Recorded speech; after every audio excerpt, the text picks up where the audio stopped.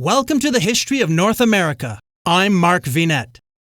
The Canadian maritime city of Halifax, capital of the Atlantic province of Nova Scotia, suffered a catastrophic event that nearly destroyed it when two ships collided in the harbour, starting off a chain of events that would create the largest explosion before the atomic bomb.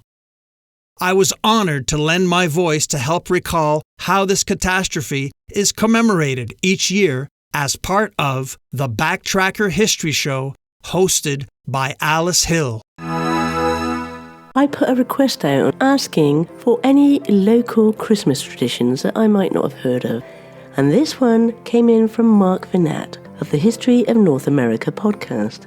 This is what he had to say. Hi, this is Mark Vinette from the History of North America podcast, where I explore the wonderful and tragic stories of North America's inhabitants, heroes, villains, leaders, environment, and geography at markvinette.com. There is an unusual festive tradition in Canada. Each year, we Canadians send the biggest, best fir tree, grown in Nova Scotia, to Boston, Massachusetts, because of the assistance given during the World War I disaster known as the 1917 Halifax Explosion. This tradition has carried on for many years. Placed in the Common, the oldest city park in the United States, the Boston Christmas tree is lit throughout the holiday season.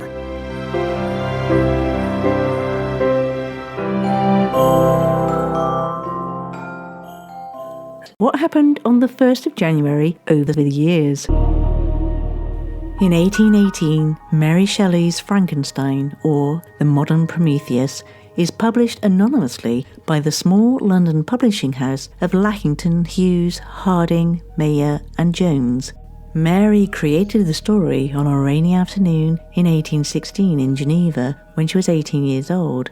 She was staying with her husband, the poet Percy Shelley, their friend Lord Byron, and Lord Byron's physician, John Polidori. During their trip, this group found themselves trapped indoors by the weather, and so passed the time by telling and writing ghost stories. The ideas for both Frankenstein and Polidori's The Vampire, which was published in 1819, were both born that day.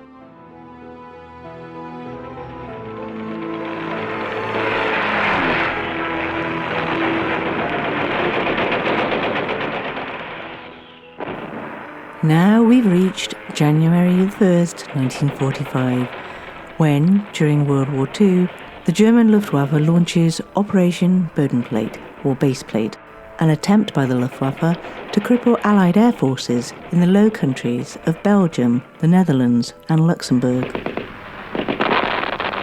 The goal of Bodenplatte was to gain air superiority during the stagnant stage of the Battle of the Bulge, so that the German Army and Waffen-SS forces could resume their advance. The aim was to regain dominance of the air by destroying as many Allied aircraft as possible on the ground, along with stores, fuel supplies, and the airfield infrastructure to get the planes off the ground. Every Luftwaffe's fighter and fighter bomber unit along the Western Front was involved, as well as night fighter units which were redeployed for the operation, and with Junker Ju-88s acting as pathfinders. Secrecy was so tight that not all German ground forces had been informed of the operation, and some Luftwaffe formations suffered casualties from their own flak.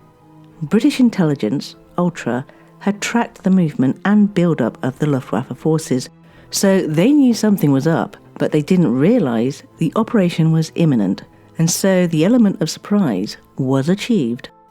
During 1944, German military production actually reached its highest level of the entire war, with nearly 25,000 fighter aircraft produced.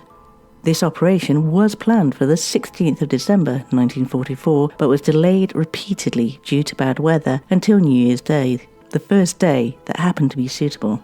The operation achieved some surprise and tactical success, but was ultimately a failure. A great many Allied aircraft were destroyed on the ground, but replaced within a week. Allied aircrew casualties were quite small, since the majority of the losses were grounded aircraft. The Germans, however, lost many pilots who could not be readily replaced. When Operation Bodenplatte was initiated, General Lieutenant Adolf Galland was head of the German fighter force. Suitably unhappy, he had this to say following the operation. The Luftwaffe received its death blow at the Ardennes offensive.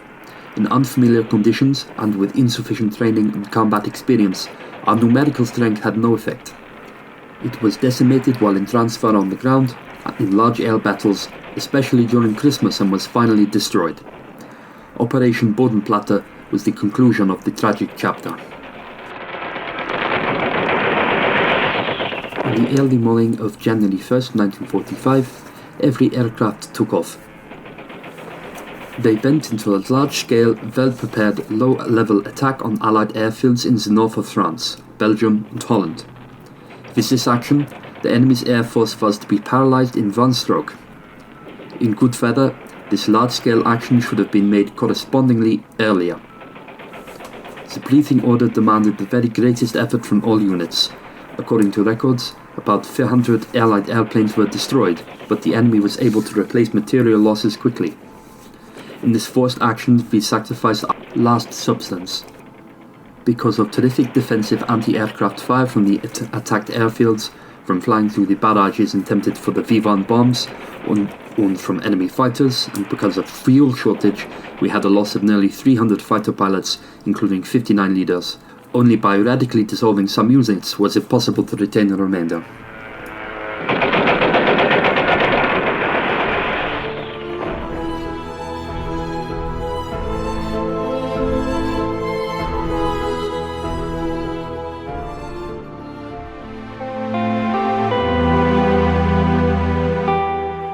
And now we move on to 1953, when Hank Williams, the American singer-songwriter and guitarist, passed away. As a boy, Williams was the musical protege of Rufus Payne, an African-American street performer who went by the name of T-Tot and busked on the streets of Georgiana and Greenville in Alabama. Williams began playing the guitar at the age of 8, his first chords probably being taught to him by Payne. He made his radio debut at the age of 13, formed his first band, Hank Williams and his Drifting Cowboys, at the age of 14, and early on began wearing his trademark cowboy hats and Western clothing. The last years of his life were suffused in increasing sadness and substance abuse. He died of a heart attack in a drug and alcohol-induced stupor in the backseat of a car, probably in West Virginia, while being driven from Knoxville, Tennessee, to a concert in Canton, Ohio. And lastly, we go to 1972, when Maurice Chevalier, the French actor and singer, passed away. Best known for his signature songs including Mimi and Thank Heavens for Little Girls, and for his films including The Love Parade, The Big Pond, The Smiling Lieutenant, 1 Hour with You, and Love Me Tonight. His trademark attire was a boater hat and tuxedo. When he was young, he was determined to be an acrobat, and Maurice left school aged 10, but was convinced to abandon this after a severe injury. He tried a number of other jobs: a carpenter's apprentice, an electrician, a printer, and even a doll painter. In the end, he was able to hold down a job at a mattress factory and became interested in performing. While daydreaming, his fingers were crushed in a machine and he was forced to stop working there. While covering in 1900s, he offered his services as a performer to the skeptical owner of a nearby cafe. Chevalier performed his first song there, and the audience thought it was hilarious because he sang 3 octaves too high. Discouraged, Maurice returned home, where his mother and brother Paul encouraged him to continue practicing. He continued singing unpaid at the cafe until a member of the theatre saw him and suggested he try for a local musical. Chevalier got the part and began to make a name as a mimic and a singer. When World War I broke out, Chevalier was in the middle of his national service, already in the front line, where he was wounded by shrapnel in the back in the first weeks of combat, and was taken as a prisoner of war in Germany for 2 years, where he learned English. By the time of World War II, Chevalier was a star and continued to tour in the unoccupied areas of France, but performed twice in Paris and once for French prisoners in a German camp. in exchange for the release of several prisoners of war. He was declared a collaborationist, but his name was soon cleared, and he resumed his career in France. He had a very successful career in America, starring in films with the likes of Audrey Hepburn and Frank Sinatra, but decided to retire in 1967, although he was convinced to sing the title song of the Disney film The Aristocats, which ended up being his final contribution to the film industry. Chevalier passed away in Paris's Necker Hospital from cardiac arrest following kidney surgery. He was 83 years old.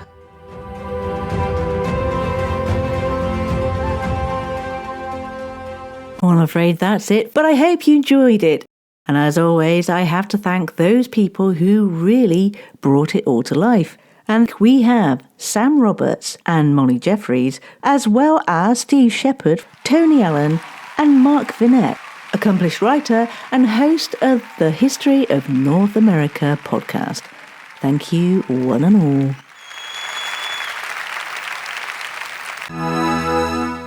I'm Mark Vinette, and I hope you're enjoying the ride.